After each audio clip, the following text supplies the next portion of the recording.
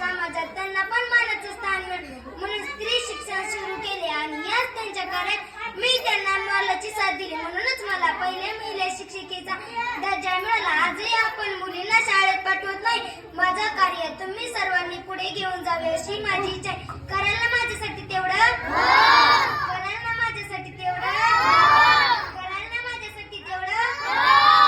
आता मी तुम्हाला माझा थोडासा इतिहास सांगते. आजही आठवतोय तो लग्नाचा दिवस. आमच्या नाय गावामध्ये जे पाहुण्यांची सोबत झाले ते शब्द सांगते.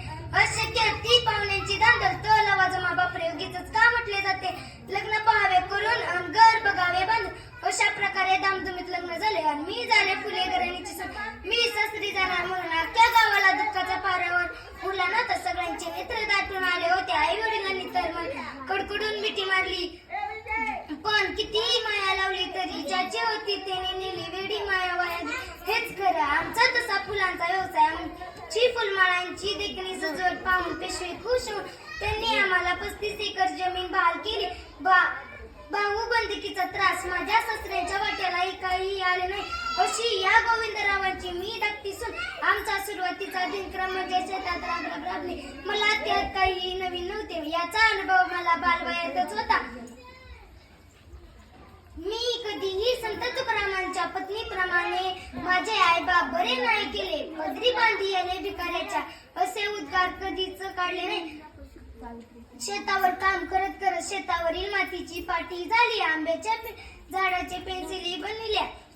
बेरीज वजाबाक्या शिकायच्या. काम आटपल की अक्षरे गिरवायची. मला सासरी येऊन जवळ 7 वर्ष झाली. सनातनी कर्मठ लोकांच्या हाती ज्ञानाशिवाय तर न पाहि नाही. केशवपण व सती जाणे नको आजीवन अशी अवस्था होती. स्त्रियांची अवस्था पायाची हे दासी होते.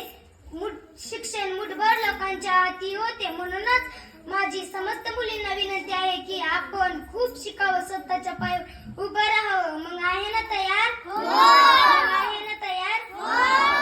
जय हिंद, जय भारत.